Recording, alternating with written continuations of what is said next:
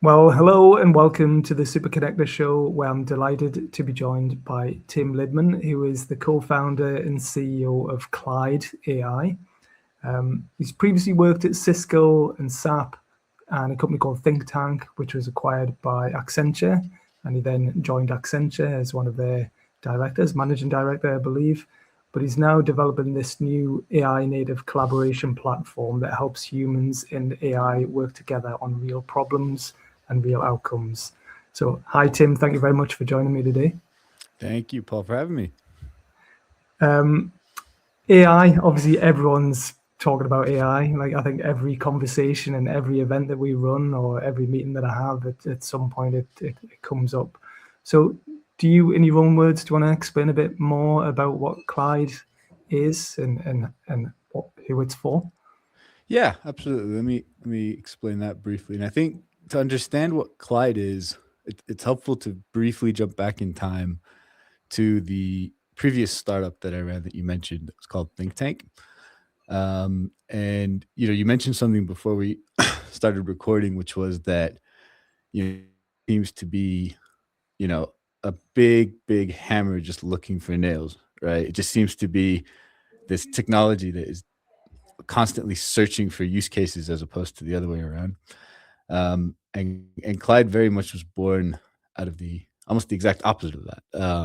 And so if you look back at Think Tank, that we ran for 8 years before Accenture bought it, Think Tank was a collaboration platform that helped primarily consulting firms drive their client engagement and collaboration in a far sort of different way. So instead of showing up with PowerPoint, Excel, Miro, whiteboards, and sort of myriad of tools, they would show up with Think Tank, which had a very structured way of guiding a group from a problem to an outcome. And it was based on decades of research in sort of behavioral science and the specific topic that was called group decision support systems. And what it was is it was research in how do you not just go through a series of steps, but how do you do that in a way where everyone has a common understanding, everyone's aligned, and that the outcome you get to is effectively bought into, which means it's a decision that's going to stick. And so when Accenture bought us in 2021, I operated as a partner there for about 4 years thereafter. And this is right when Gen AI hit. So this is now 2022, 2023.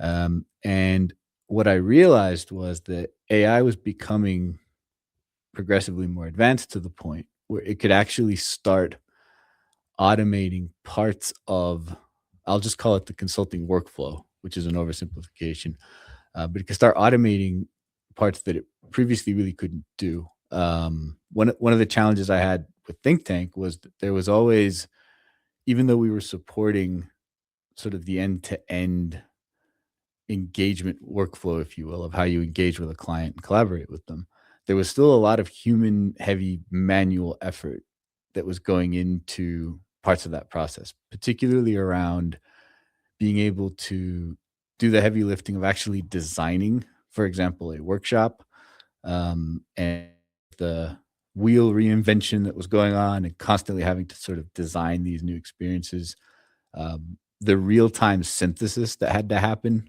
when actually engaging with a client. So, think about panicked coffee breaks, having to organize post-it notes and try to theme them and make sense of them. And then the kind of the poor analyst at 3 in the morning that has to put all this together into some client ready output and, ready give that to a client for output, the next day. So I saw all these areas where if you used AI effectively, you could really compress a lot of that quite expensive and manual effort. And so, left Accenture to then go build Clyde with the hypothesis that the AI could really take a lot of that effort out. Now, at the same time, if you look at what's happening in consulting and what's currently even happening more so in consulting, all the senior leaders in the industry are pressuring their people to heavily use AI. They're basically saying if you're not 10x more productive, you're out. Or, if you don't adapt to AI, you're out. Some large firms are even measuring their people on AI use through tools and having that as the basis of their performance review, right? So there's this insane pressure to adopt AI. But one of the challenges is on the ground what's happening is these consultants are having to stitch together multiple LLMs, right? As part of their workflow. They're having to learn how to be, prompt engineers, context engineers, loop engineers, and effectively having to learn all these skill sets. Whereas the promise of AI and LLMs is, you've heard this whole software is dead argument, right? This whole SaaS Apocalypse, apocalypse, yeah. all that, right? And the premise of that is that SaaS forced you to align to their paradigms, but AI allows you to talk to them in natural language and kind of puts the onus on the LLMs to interpret your paradigm. And it's kind of shifting that whole dynamic. But I call kind of light BS on that whole story because the LLMs are still forcing us to adopt to a whole paradigm of their logic and being able to set all the right context, bring in all the right skills, pick the right models. So it's becoming this replacement of another big piece of noise. And so the consultants are then creating these Frankensteins of different LLMs, different skills. They're using traditional tools where they've just slapped AI assistants on all their legacy tools. And then they're left to go figure that puzzle together while still doing their normal jobs, right? It's the traditional ways of working. And so as I had that hypothesis of, oh, wow, we could take a lot of waste out of the system, this sort of market convergence is happening at the same time. And so it was all very, very timely. And so then when we set out to build Clyde, and now we'll get to what Clyde is. One thing we realized very quickly when we were building Clyde is that there are still lots of things that humans are very good at and that humans should remain good at that AI probably shouldn't take over. And some of those things are, invention of new information, right? Being able to actually ideate and create together. AI is still based on pattern recognition, right? Until they find a completely new technology paradigm, that's always going to be the case. And so AI is not able to invent new information. So that was one area where, as we were building Clyde, we realized we have to build UX on top of what we're building that allows people to brainstorm ideas together, that allows people to theme things together, that allows people to work through and process information themselves. And what we started doing is we literally wrote this list down of what are humans really good at and what is AI really good at. And yeah, the humans were inventing information. Like I said, it was also making informed, human judged decisions, right? So being able to really take all aspects of something and make an informed decision. AI, in my opinion, is still very terrible at making certain decisions. Yet Microsoft published a report that said that I think it was 38% of all use now of AI is used to drive decision making at the enterprise level. We still believe that humans have to do that.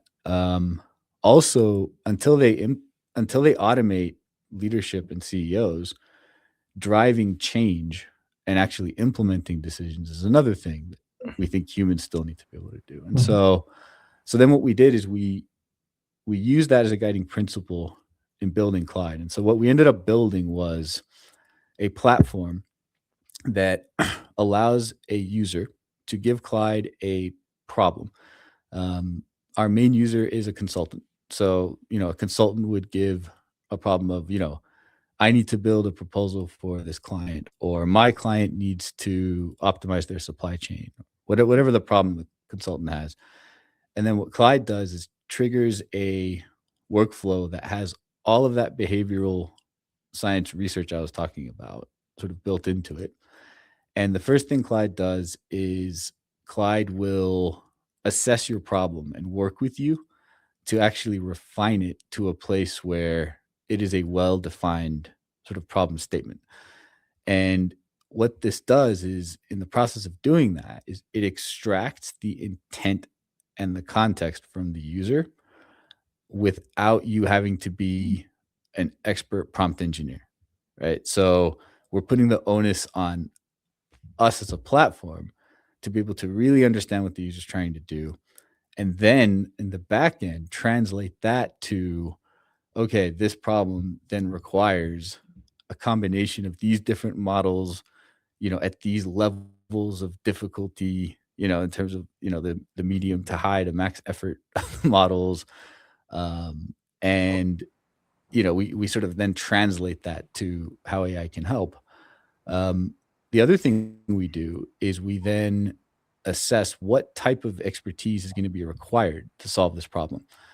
And that can either be human expertise Mhm. or AI expertise. And in the case where it's human expertise, Clyde actually has capability to invite other people into this workspace, to explain to them what their role is going to be. That they need to provide ideas, they need to make decisions, they need to get bought in, whatever it is we're asking for them to do. And then in the case where AI expertise is needed, we have a library of AI advisors inside of Clyde where you build an AI advisory team based on your problem, who Mhm. then come in with their own lenses and perspectives as you're sort of working through your problem.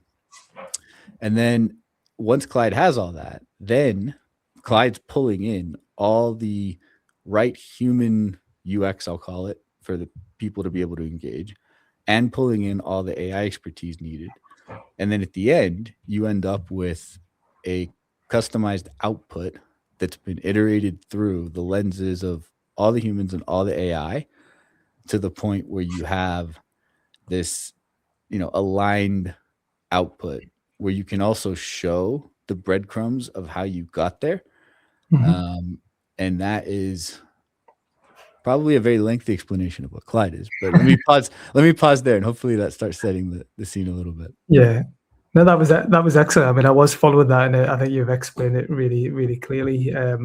What I like about it is that it sounds like, well, you are bringing the best of human intelligence with artificial intelligence together. You're not trying to replace humans with AI.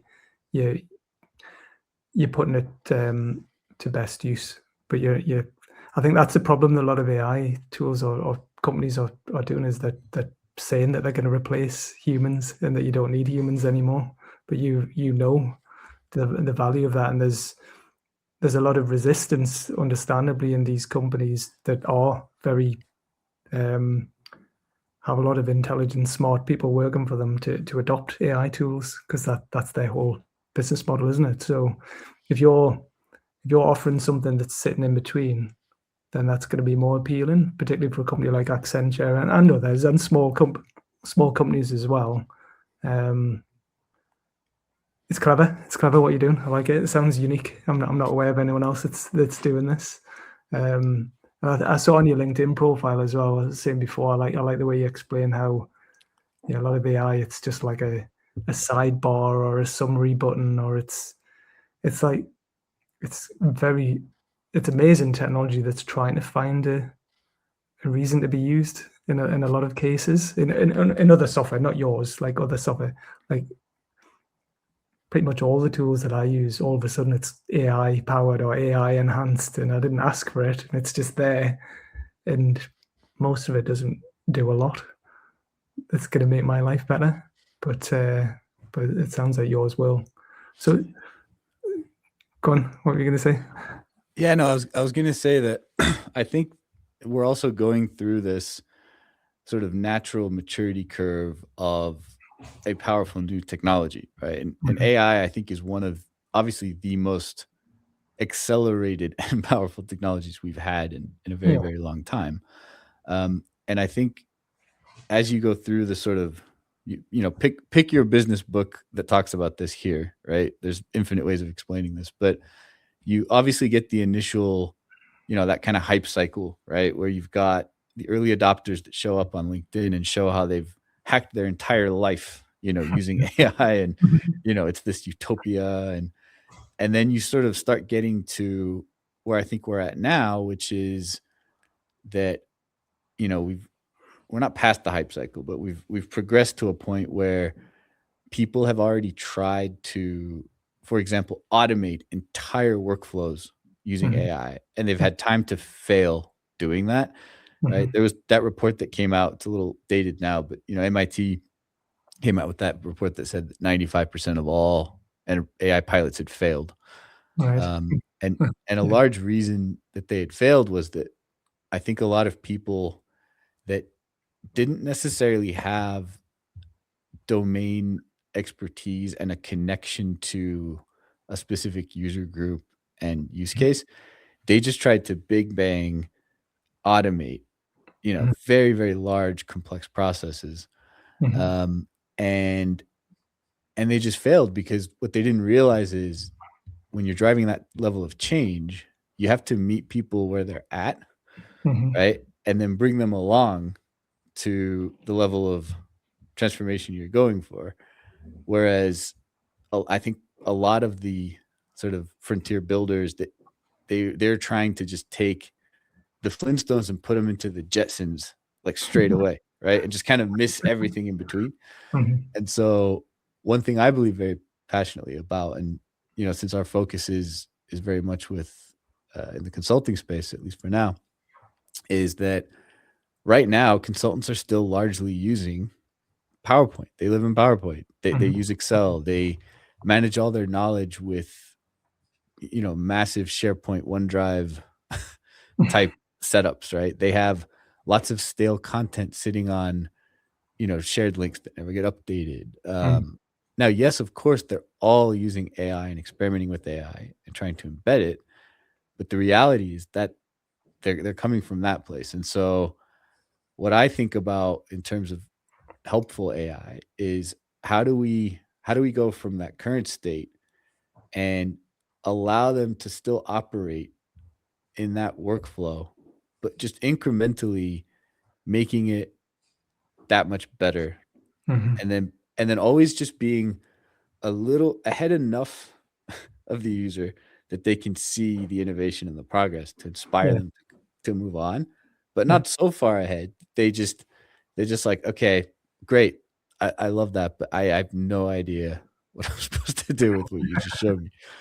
Um, and so I think it's good when you talked about the breadcrumbs as well, so you can see the trail and like how it got to where it is. I think that's clever because instead of just coming up with a solution or the suggested solution, you're like, well, I don't know where you've come with that. That sounds amazing. Like I've just recently I've done a few things with our business where I fed in quite a lot of information, and it was just like, okay, based on all this, what do you think we should do next in our company? And it came up with some amazing suggestions, right? And all of it sounded incredible. It was like, well, I'd love to do all that, but what it didn't know, it didn't actually know the practicalities of doing that and what the limitations and our resources and time constraints. It didn't have any understanding of that. Um, so yeah, so there's that, and then I had just randomly had another thing where I talked about something else, and it gave me some suggestions on some audio equipment to buy. Right, many years ago, I used to be a DJ. I'm thinking about picking up my headphones again, right, and cool. getting back into it. And it recommended what I should do, and then it made a recommendation on a type of speaker over another. And I asked him, like, why have you chosen that one? And then it backtracked. It was like, yeah, you're right. Thinking about it again, we probably shouldn't have said that. We should have said the other one. It's like, well, how do, how do I know Yeah. what I can trust here? Because yeah, No, it's a really valid point, and the trust, the breadcrumbs is particularly important for many reasons, but one is really on trust.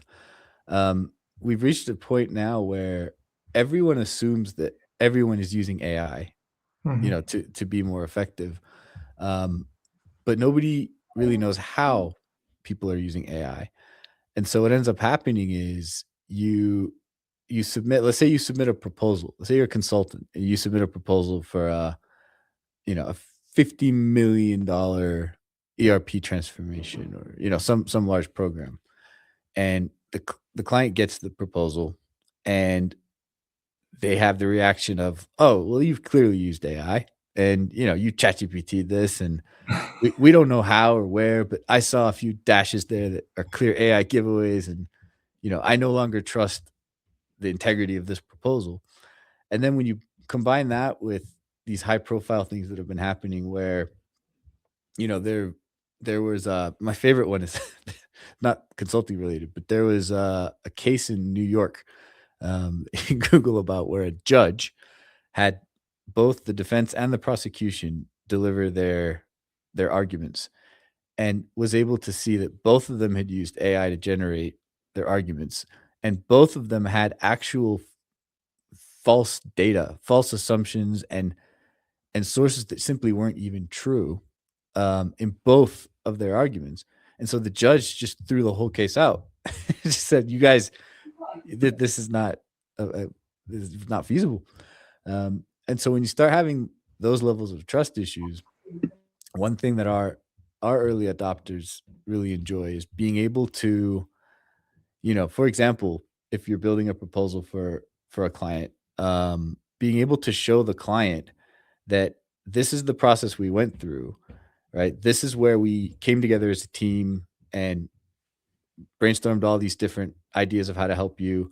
This is where AI came in. We used these 10 AI advisors that gave these inputs. There's also inside of Clyde, there's an agent called our fact checker advisor that will go in and actually cite the sources of all of the sort of information you've used, and then also give a confidence score of, we know that these sources are 10 out of 10 dependable, but we know that these are kind of tenuous arguments that we still believe in, but probably requires a bit more validation.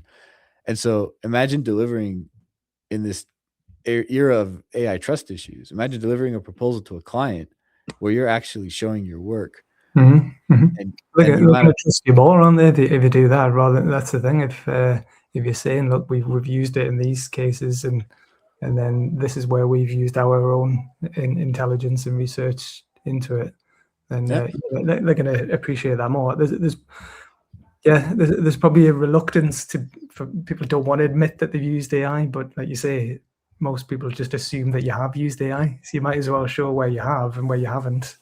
yeah. And Yeah, it's like the it's like if you go back to the days of the internet, right?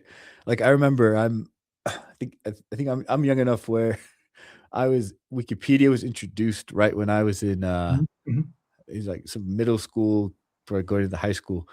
And I remember that all the teachers were terrified that we would use Wikipedia, mhm. to do our research. Whereas, today it's a foregone conclusion. Of course, you're using the internet to research your papers, and as long as you cite things properly, then that's no problem. And I think it's a very similar evolution, but we're right in the middle of it now, and people are still uh, confused about it, not entirely sure how it's going to shake out. And so, yeah, I think anything that bridges that trust gap right now is critical. Mm, mhm. So what's I know we've talked about the bigger businesses that you work for, but like who is using Clyde at the moment, or who do you think who do you want to use it? Who do you So, think, or can anyone use it? that's a very interesting question. So I'll tell you the intended answer, and then I'll tell you the real answer. And there's an overlap between the two. So it's intended for consulting firms to be able to use this as something really built for them, built for their workflow. And that's where the majority of our revenue and our concentrated sort of usage is sitting. And they're very much using it for, you know, the proposal example I mentioned, sort of that pre-sales side of things, but they're also using it in delivery, and how they deliver to their clients.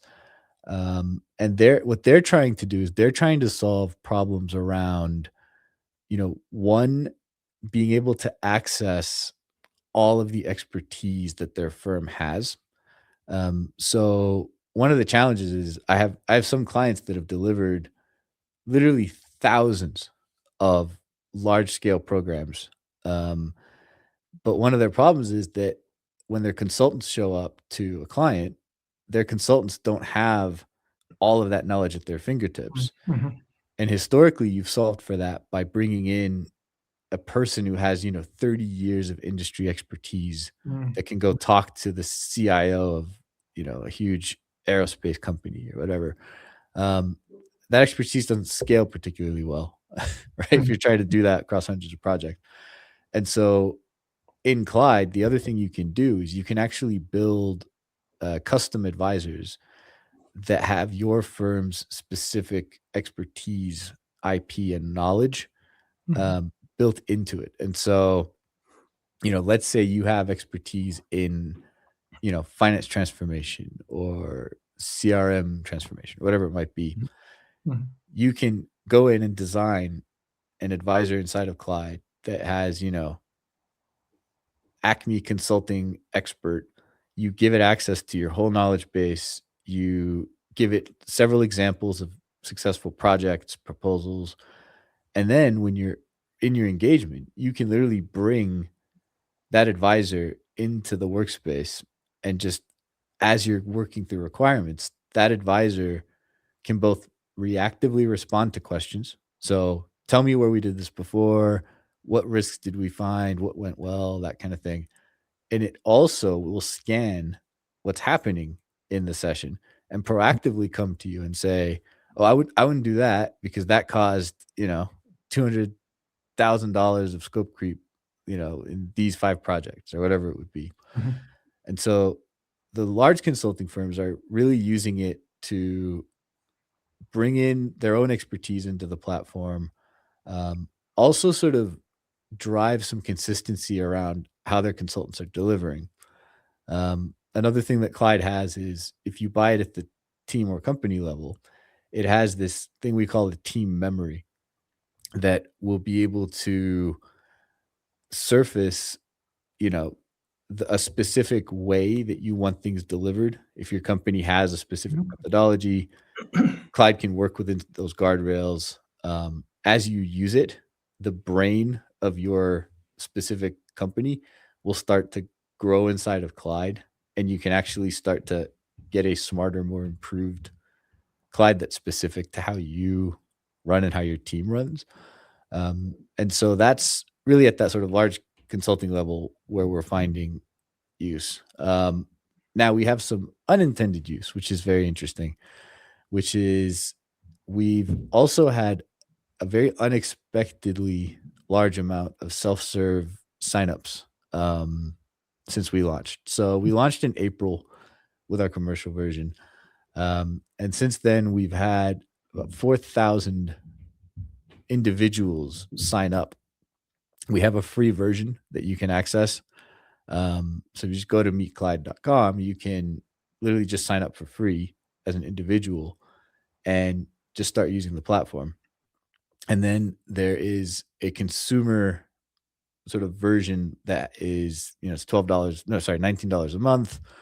Um, and then there's a pro version that actually gives you access to not all, but a large portion of the capabilities of Clyde. And so what we found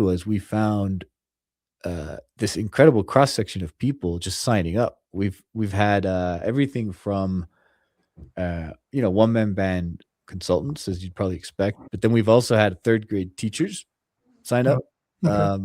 because they feel like they want to improve their curriculum delivery in an underfunded environment. We've Mm-hmm. had healthcare professionals that want to improve how they serve their patients.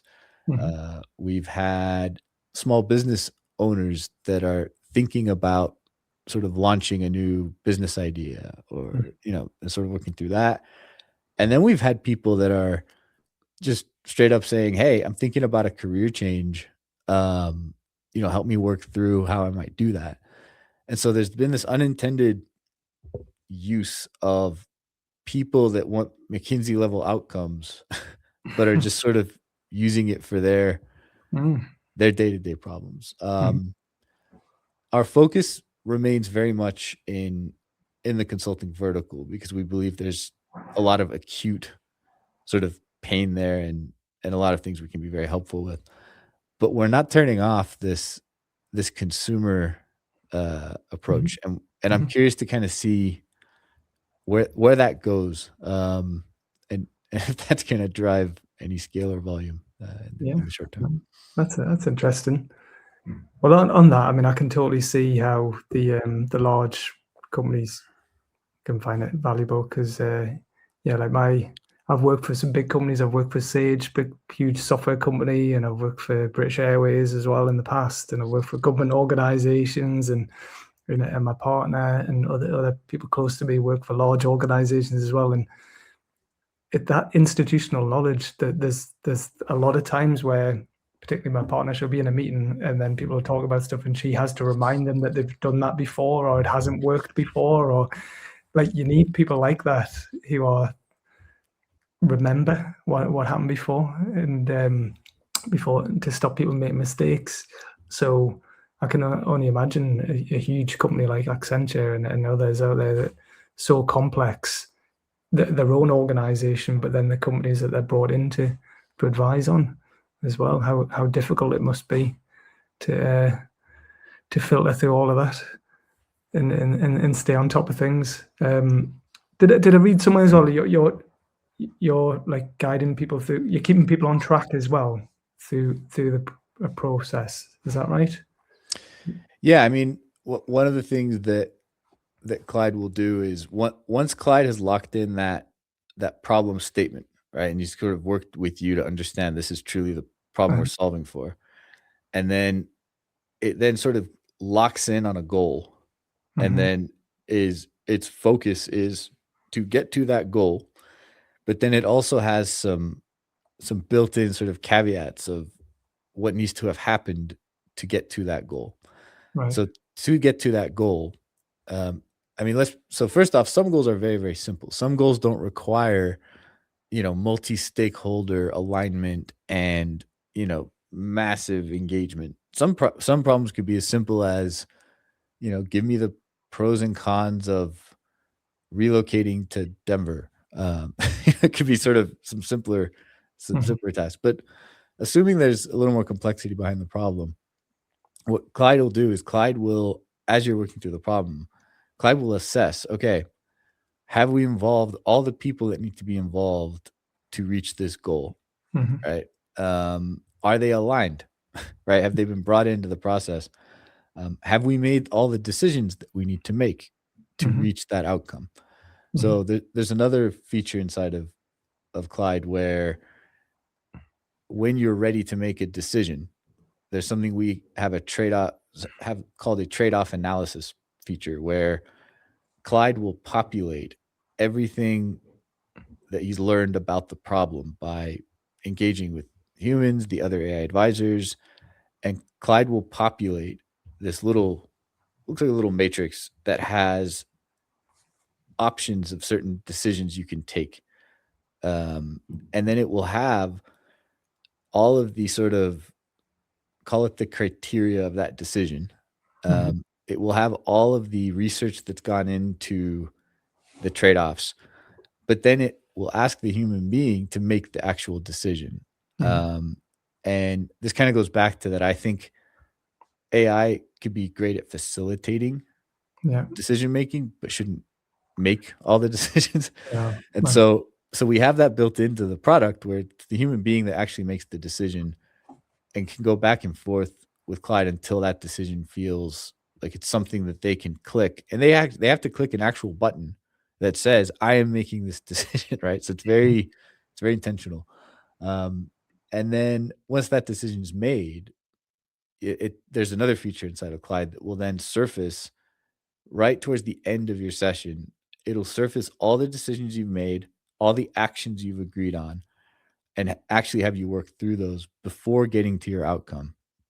And so by the time you reach that outcome, and it provides you the summary and the actual content that you were looking to create. Mhm. Um, it's not only kept you on track, but it's also made sure that you've done certain things that maybe you wouldn't even normally do, um, in your sort of if you did never used AI, you Mhm. maybe you wouldn't do these things, but these things are the absolute best practice of how world-class consultants would go about sort of getting to an outcome. Mhm. Yeah.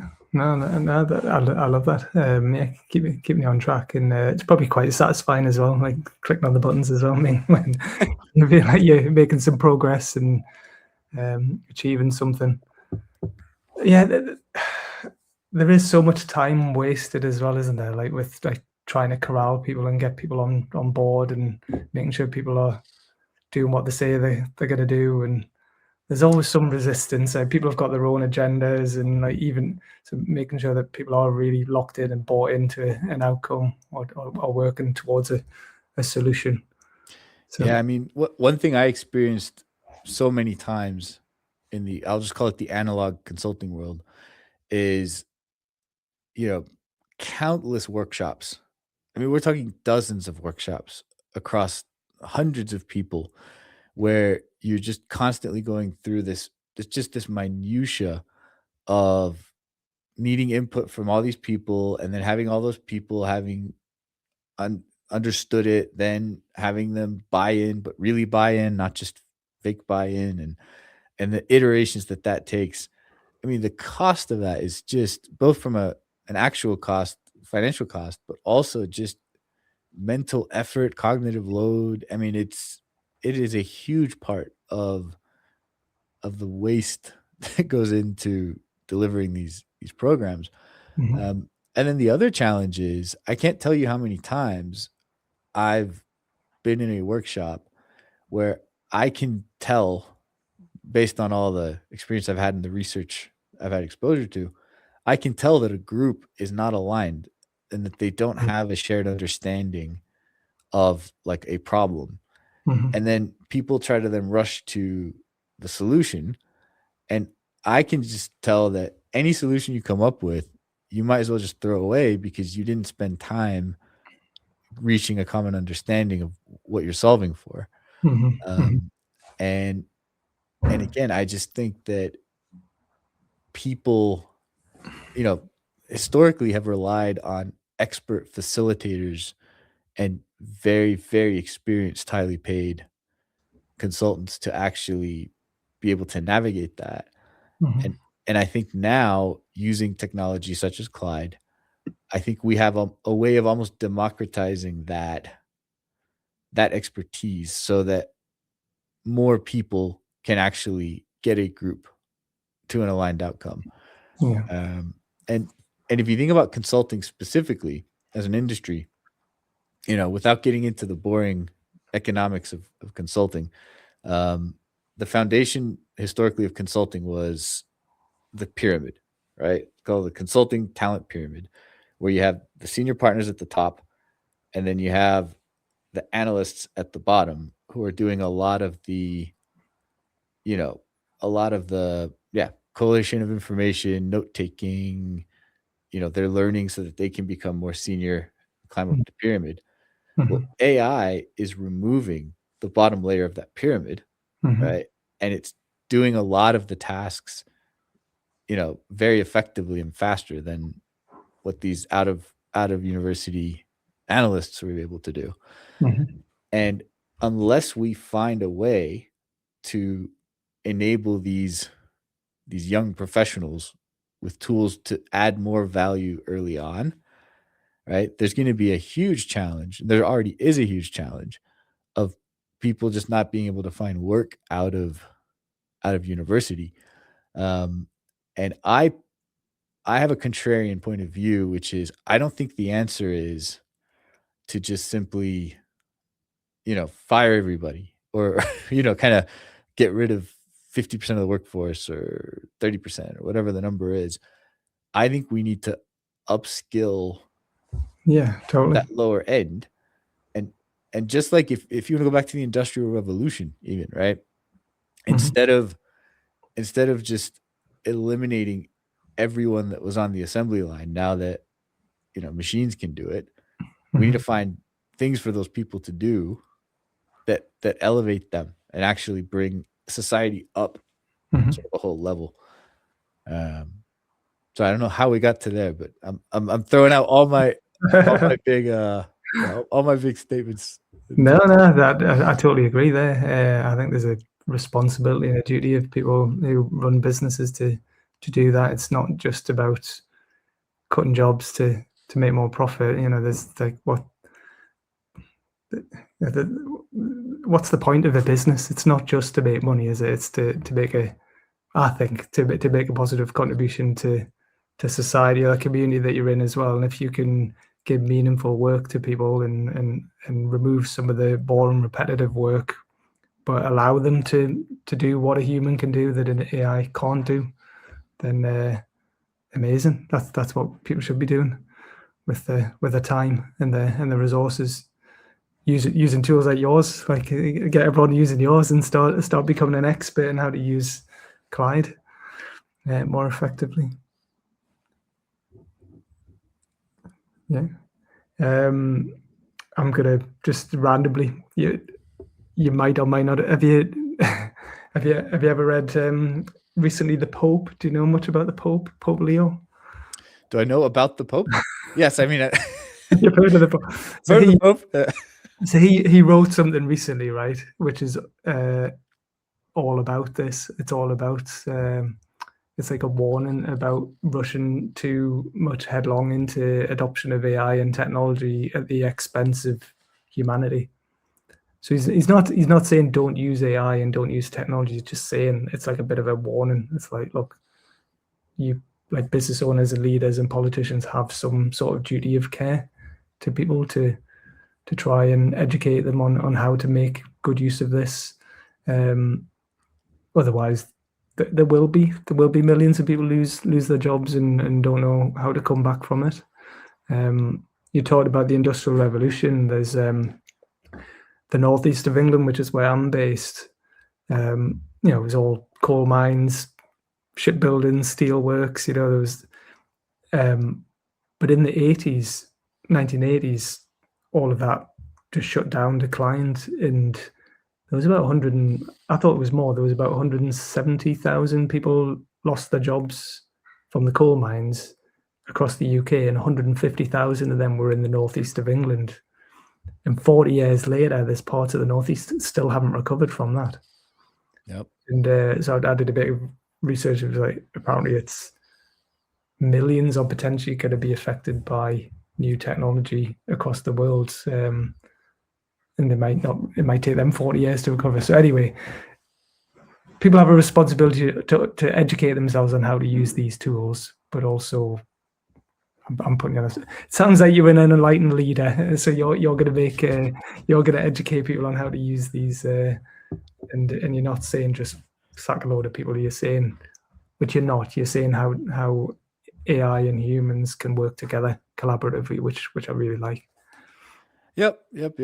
And I mean, enlightened might be a strong word. I think there are also very sound business reasons to do it this way as well. One thing that frustrates me about humanity every now and then is that we don't seem to learn from mistakes, Uh, right? There seems to be this inability to societally learn from mistakes, and I think that if I think about how Clyde's going to be successful over time, and hopefully create a category, is if we do this sustainably and we actually drive this change incrementally, right? And have people experience value from the beginning of using Clyde, which means we have to meet people to some extent where they're at, right?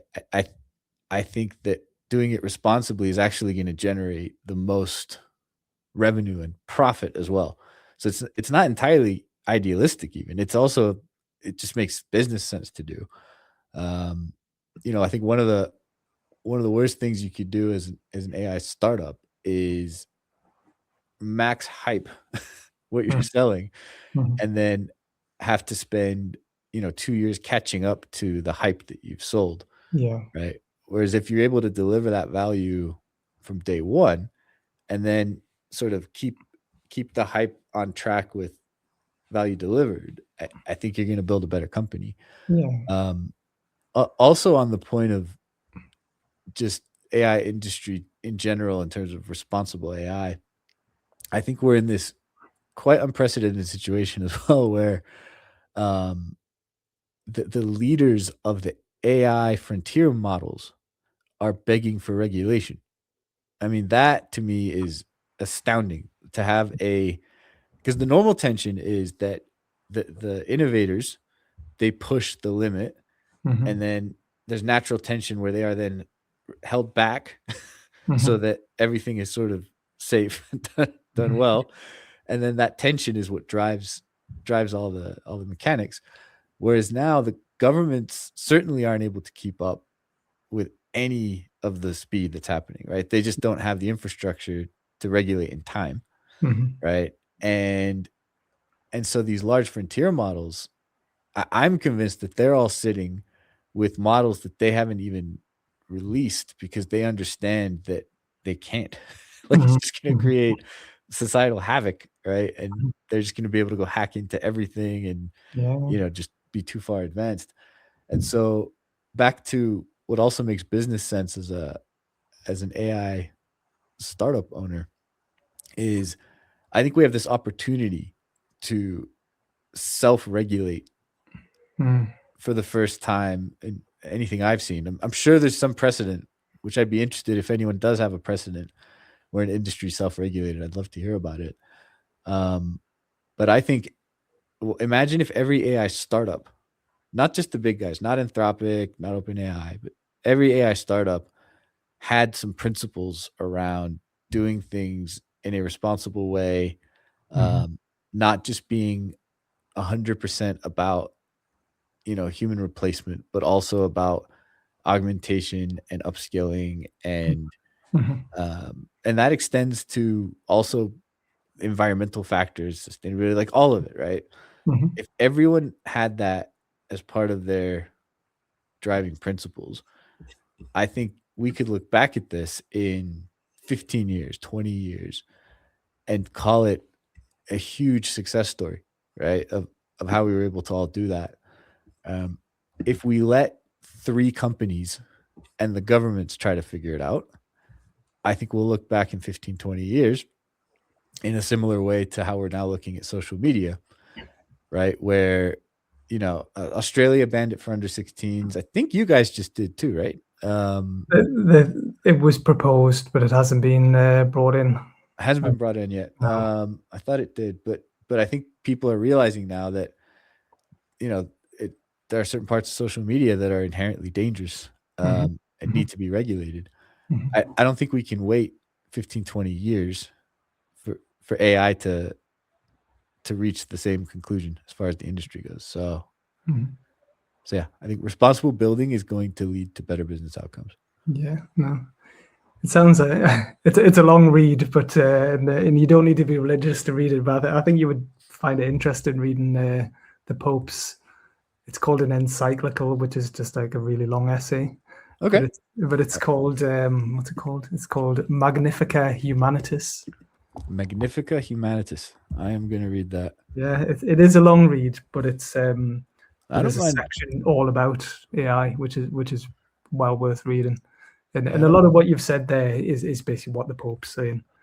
He's Oh, so he's had a lot of experts feed into this. It's not just the Pope sitting there in the Vatican just coming up with them himself.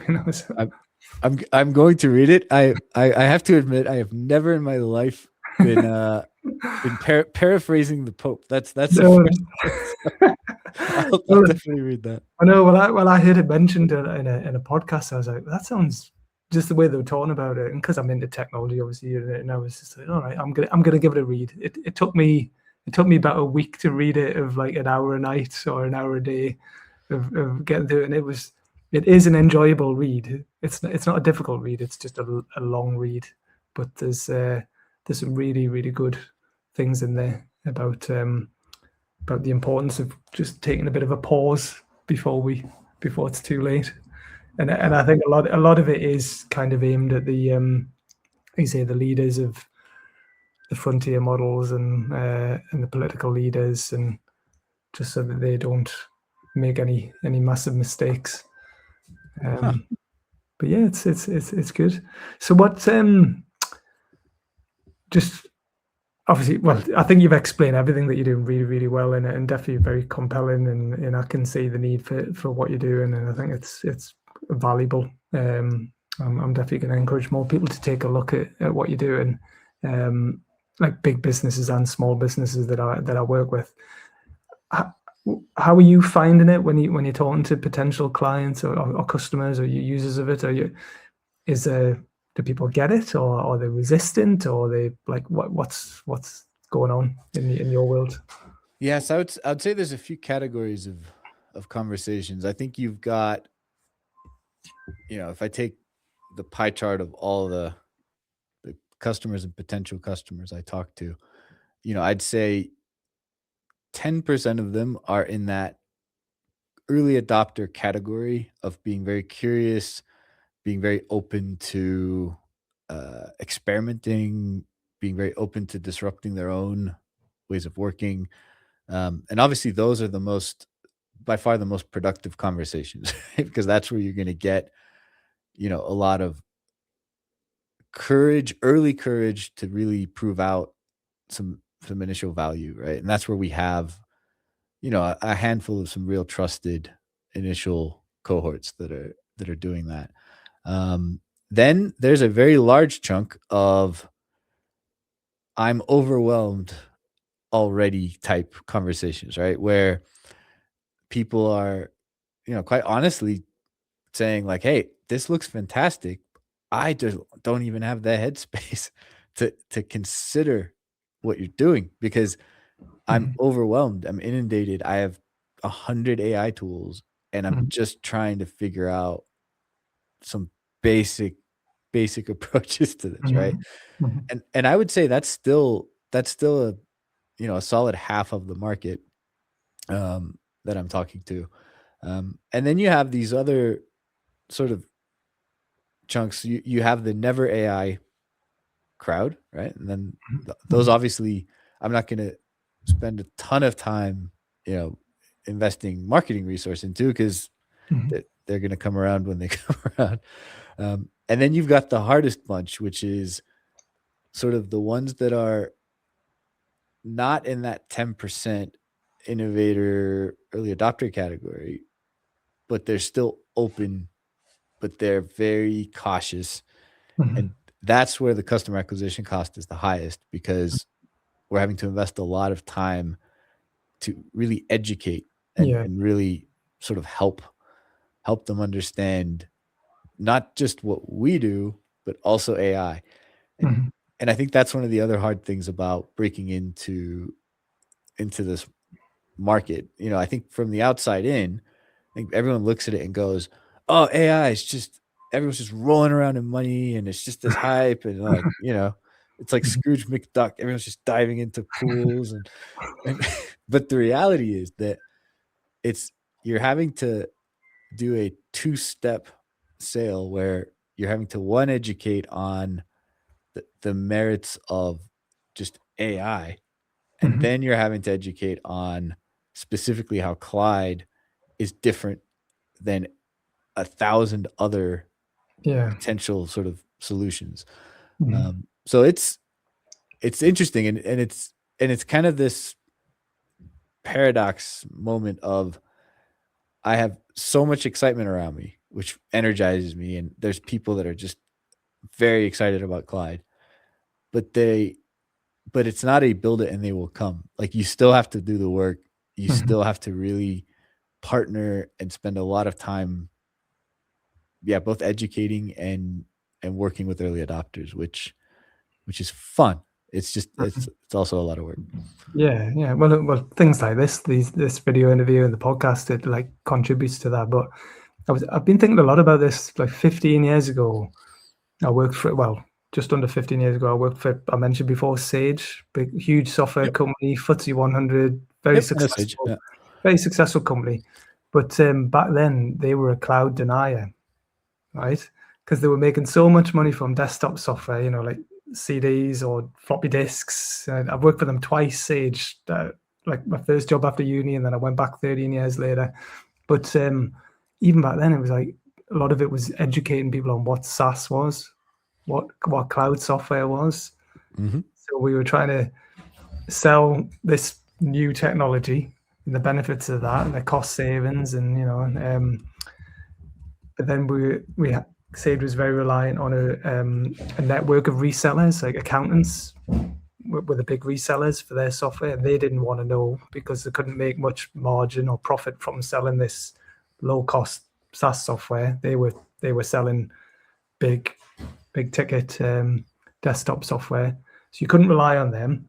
So a lot of what we were doing was new business acquisition. It was all like top of the funnel, pre-funnel, anything and everything we do to raise awareness. So events, networking, PR, sponsorship, video, social media, blogs, you name it. And some of it stuck, some of it didn't. There was a lot of work went into that. Yep. But it's funny now, 15 years later, they're getting disrupted. The SaaS companies are now being disrupted the way the desktop software was being disrupted by AI. And yeah, it's like people, even now, I'm a little bit overwhelmed. Like I get a lot of messages or connection requests or emails from people, and they lead with AI. And even though I'm into it, it turns me off a bit when people lead with AI. It's like it's more the problem and the solution that I'm interested in. I'm just sort of taking it for granted. I'm just assuming it's got AI in there now, if it's a new thing. So I think you're doing that anyway. But yeah, that's hard, isn't it, when you're trying to educate people on that's got to be your focus. It's not just about the AI and what it's the problems and what the solutions that you're providing. Yep. So it's classic, isn't it? Have you read a book called The Jolt Effect? The Jolt Effect. No, I have not. I love it. You just hit me up with all these great recommendations. Yeah, so The Jolt Effect's a really good book. And you can listen to an audio book as well. But they've analyzed millions and millions of sales calls, and I know your background is sales, so this won't be new to you. But the classic sales is paint this future utopia. You know, come with us, use our solution. Everything's going to be great. Your life's going to be transformed. Everything's going to be amazing, right? But what they've worked out through all these calls, the analysis, they realized that even if people know that, it's not the fear of missing out, it's the fear of messing up. they're worried that even if they really know that this is what they need, they're worried that their colleagues won't make use of it, or that once they buy this solution, that they won't be able to make good use of it. So that you don't need to read the book now, but the general gist of the book is that having to spend more time on the after sales, like the ongoing support that you provide with people once they've decided to work with you. Mm-hmm. That's what people are scared of, is they make a decision to buy it and then it doesn't work, not through your fault, but through their fault, because them and their colleagues don't know how to make good use of it. Yep. So yeah, so you're probably already doing this, but it was just that's just worth looking at that book and what's in there. No, I'll check it out for sure. Yeah, I just Googled it, and it's yeah, it makes a ton of sense. It's very, very good, because I'm not a sales guy. I'm more I can sell, but my background's more marketing and community engagement and partnerships, and I always had other people alongside me to do the sales. I was all like lead gen, and raising awareness of what we're doing. So yeah, so exciting. So so it's still, I know you've been working on this for a while, but you said it's only since April that you've been actively onboarding users. And so we raised a bit of money at the end of last year, and then used that to build out a slightly broader team. We're still a small, I think they call it tiny teams these days, the new trend. right. But then so then we spent a few months basically hardening the MVP that we had built, in the fall of 2025. Um, and then yeah, in April launched the first sort of commercial version, and by commercial version I mean, you know, mature enough for self-service onboarding, mature enough from a UX standpoint to sort of put out to the world. So that was in April. And then yeah, our goal for the rest of this year is to one, see where the unintended experiment ends up as far as the 4,000 users. That's tracking to hit 10,000 by the end of the year. So we'll see what all those guys are up to. But then from a business standpoint, our goal is really to, serve the consulting space very well. And then into 2027, the vision for the company is, very much to be the place where sort of AI native collaborative problem solving happens, right? And if you think about that, just consulting makes so much sense to start with because they have that acute pain. They just do it every day, right? It's just inherent in what they do in terms of problem solving. Um, but I mean, I see a world where all companies could effectively benefit from this approach, and then extending all the way out to yeah, democratizing expertise in a collaborative way to the entire world. I mean, if you really think about the big picture vision. So yeah, we're just inching towards that every day as best we can. Amazing. No, very, very exciting. No, I'm sure you'll do very well now with it. And I know you've got experience of working in the UK as well as the US, obviously. So have you got customers in the UK or Europe, or is it mostly US at the moment? No, we do have customers in the UK. So some large professional services activity in the UK, and then a couple boutique firms as well. Yeah, I lived in London for 10 years, and so I have a bit of a natural sort of network coming out of London that we've certainly helped educate. And Europe is, I mean, I've always seen Europe as, I mean, there's all the GDPR and it's so hard to sell to Europe and all this kind of stuff. But I've always found Europe to be a a place that actually helps drive early adopter type activity, like both in the UK, where I'm from, Sweden, huge hotspot for early adopter innovation. Um, several customers and colleagues out of the Netherlands that have always been early to adopt. So yeah, I think Europe's going to be one of our hotspots. Yeah, cool. Well, hopefully I can help you a bit with that. Do things like this. I saw something the other day. I don't know. I didn't look in any great detail of it, but apparently the northeast of England apparently were one of the hotspots for AI adoption in the UK. So I don't know why that is or what that means, but I know there are a lot of tech people in the northeast, but I don't know whether it's just I don't know why that is. Obviously, it's not London, but just in terms of the rest of the UK, the northeast is Well, about maybe it's tied to my theory of why Sweden has so many, unicorn startups and so on. In Sweden, the amount of people per square meter, a lot less than, down where it's warmer, and also because it's freezing up there, right? Historically, they've had to, it's kind of innovate or die, right? Like there's no people, it's cold. yeah, And so less they've had resources, so we have to just do what we just have to can. innovate. And with what you were sharing about the Northeast, in the 80s and so on, maybe that has forced a need for innovation Yeah, yeah. that previously wasn't as acute. Yeah, no, that's good points. Yeah, I mean, definitely. I mean, I'm into history as well, but the northeast, throughout history, the northeast of England has been very good at innovation and invention and creativity and coming up with, like, we are a region of problem solvers. But what they've had to do is they've had to go out of the region to make it successful. They've usually been very good at coming up with the ideas, but then they've needed to sell it somewhere else or export it around the world. it's funny how the collective sort of psyche of an area is still there to this day. So I think you're onto something with that. Awesome. So I know you mentioned it before, but we'll say it again. If people want to have a closer look at what you're doing, if they go to meetclyde.com, and they can have a play around. Did you say they can sign up for a free trial or just a free version?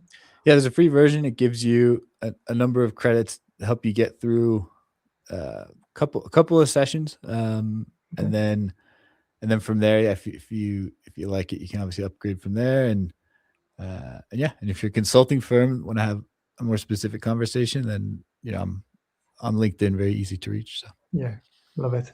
Amazing. Right, Tim, really enjoyed that. Thank you very much for doing that today. I think we'll leave it there, and we'll get this shared all over on all. This will be on Facebook and YouTube, and it'll also be on all the podcast platforms as well. So Thank you very much. Okay. Perfect. Cheers. Bye. Thanks. Well, cheers.